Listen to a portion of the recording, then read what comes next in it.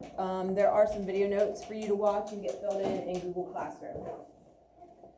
Alrighty, so we are on slide number 20 is where we left off. And we're actually, I'm not sure if we'll have time today, but if we don't today, we will definitely do this tomorrow. You're gonna get to actually play with some electromagnets and get to, yes, make a magnet out of something that is not magnetic. It's magical. All right, yes. Miss Birchie already did that. I know. I didn't do this. They're ahead of us. There were kids burning their fingers. It was hilarious. Yeah. They're ahead of us. So they were talking about it, which is cool, right? Now the electromagnets are always pretty entertaining, I guess. All of the magnet stuff really is. I have other little kits that you guys are gonna get to kind of experiment around with, just so you can kind of try different things. You can feel that magnetic pull between those different ends, right? So we know that the same things that kind of apply to our electrical fields are still at work in our magnetic fields. They're still working through that invisible force, right? And it is, the stronger it is, the closer you get to kind of that source, right? So like the fart funk idea, right? The closer you are to the source, the more intense that smell is. We also said that you have to have the appropriate property for these forces to be felt. They might still be going on, but if there isn't the appropriate the appropriate property, then it doesn't really have any influence. So we said, like, for the fart funk, appropriate property was smell. If you're all stuffed up and you can't smell anything, or if you're experiencing COVID symptoms and your sense of smell temporarily goes away, you could walk straight through a fart funk, straight through a skunk smell and not even know it, right? Yeah. So without the appropriate property, the effect is still there, but you're not experiencing it, okay? So the smell is there, but doesn't affect you.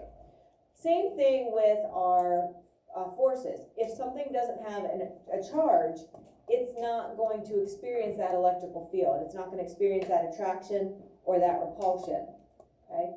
With our magnets, we said you have to have the appropriate property.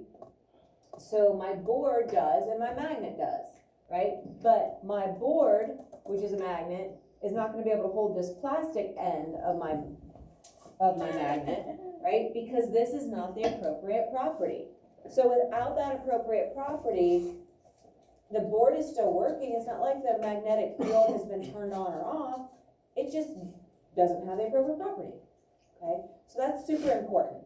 And that took us to electromagnets, and these are our special ones, right? Because they can do a couple different things. The first thing that's super special about them, they can be turned on or off. What do they have to basically turn something that's not magnetic, like this nail, into a magnet? A coil?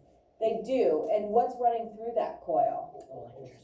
Electricity, all right? So we're gonna use batteries to provide that electric charge, or that electric, no, I don't wanna say charge, that electric current, okay? And so that can happen with batteries. It can happen, like if you have a big piece of equipment, it can have a big battery. It can be something that gets plugged in, or you know what I mean, where it's getting that power source, right? But it has to have an electric current. Once it has an electric current, then it becomes magnetized. So if I want that current to stop, all I have to do is remove that current, turn the switch, unplug it, disconnect it, something like that. All right, so that's what makes electromagnets so much more special than normal magnets, is because we have that control. I can't turn this on or off, right? It's always on. As long as I'm close enough, it will be affected. If I'm not close enough, then it won't be. So the only way to make a magnet not work is to make it too far away from something else that's magnetic. All right, but it's still, like, it's having those magnetic properties. The other thing from yesterday were these domains, right? And we say the things that are magnetic, they're special, because most things, their domains are like this. And so every little of these electrons has this north and south end. Well, because of that, they're all kind of random and they're not magnetized. But when we magnetize something, or when it's naturally magnetic, they all line up the same direction. And so all my norths are this direction and all my souths are at this direction or this end, okay? And so that is something else that you might have to recognize. If I gave you a picture, you would have to identify which one was showing the magnetized item or the magnetic item. Right. And so we also say that these magnets have attraction if you're talking opposite ends. So a north to a south, a north to a south, they're always going to attract. But if you put two norths together, what would they do you think? Yeah, they're gonna push away. What if you have two souths and you're trying to keep them together? Push away. They're gonna push away, right? So the same thing we know with charges is true with magnetism. Opposite charges attract, like charges are gonna repel. And so instead of saying charge, it's like ends or poles, right? All right. And that gets us, if I can get my mouse, back to 20. So we'll pick up with 21. We left off here. And so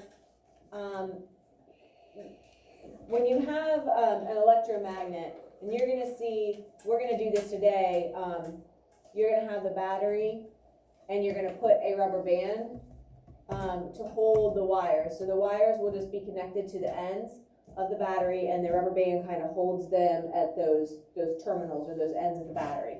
You see that you have this wire, and they have a bunch of loops. It's wrapped around this nail, and so typically a nail is not going to be magnetic. But once you hook it up to the battery like this, the current runs through the battery, through the wire, wrapping around, and it lines all those domains up in that nail, and it makes it magnetic. And it's going to show properties of magnetism. Right, so we're going to use the nail to pick up paper clips. So like not to scoop them up and like hook them, but to be able to have them actually stick to it like a magnet would. And then when you disconnect the battery from the nail, or you remove the rubber band so that the wires, you break that circuit basically, open that circuit, you're going to see that the nail is going to drop those paper clips, because slowly those domains are going to flip back and become unmagnetized. They're not going to be aligned anymore. So you can convince certain things to become temporarily magnetic. Okay, so you can make an electromagnet even stronger if you put more and more wraps of that wire around the nail. You're just providing more of that current to run through the nail, so it makes it stronger. Increasing that current will increase its strength. And we see electromagnets in a lot of everyday items. Some things that you, where are your notes? Oh, Dang, we're doing you're those. just so involved with listening. I Okay. am. So there are electromagnets in speakers, in doorbells, and we'll watch a brain pop at the end of our notes that gives some more examples. But just things that you would never even think of having these electromagnets. And the key that makes them special compared, to other magnets is that you can turn them on or off. That's kind of the main focus here. So this is showing an electromagnet, and it is attracting all of these iron filings. So remember yesterday we said iron filings is like iron that's been like shaved. So this might be like a pile of steel, and you're trying to move some of it, or you're trying just to get some of it. Well, if you would move this away from the pile, it would be a real big pain to try to scrape all those filings off, and you probably get your hands all cut and you get all black. So all I have to do is flip a switch, the current quits running through this big pad, and it drops it wherever you need it to be dropped. So just like with the junkyard example from the other day, right? You can pick up anything that's magnetic, move it, turn the electromagnet off, and it will release everything and form a new pile. Right? So it's really nice to be able to turn it on and then turn it off again. Right? So one last thing are generators, and a lot of you guys probably have generators. Maybe you use them for camping, or maybe you use them, I know like we have one for our horse trailer. You might have one like as a backup in case the power goes off at home. But what generators do is they're going to convert mechanical energy into electrical energy. Mechanical is like the energy like this movement, right? So and this is kind of how like wind turbines work. Thank you. Right, it moves the big turbines, the wind does, right? And then it moves all the gears inside the turbine, and that is gonna get transferred into electrical energy that we can then use, right? And so generators kind of do this in their own little way, and we'll watch a video on that too. So this is how we get electricity produced in power plants. They have these big generators, and they have these big turbines that are turning, and as they turn, they're able to,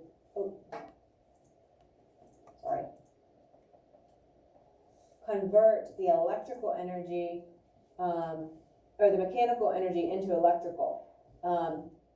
And so all the motors, like in blenders, washing machines, all of our electronics kind of work this way.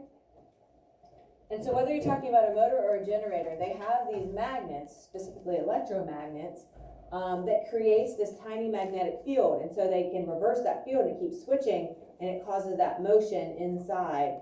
And that's what is able to get that generator to function. So the video will explain this better. And this isn't a huge part of the unit, but I like to include it because this is kind of more real life. Like, we use generators, we use tiny motors, we use, well, big motors too. We use this kind of stuff, and it's all based on us having the ability to use electromagnets. Yeah. Are the alternators in cars like generators? Kind of. Because if your alternator's going bad, it's not charging your batteries and stuff like when they're resting. So I'm not sure if they're necessarily considered a type of generator, but they're similar. It's the same idea. I'm not sure exactly how the alternator works, but that's a good question. Maybe look it up. If you look it up, let us know. I would think so. I would think they'd have to be for it to make sense. Okay, let's go ahead. Let's watch the videos that go with this, and then we'll do some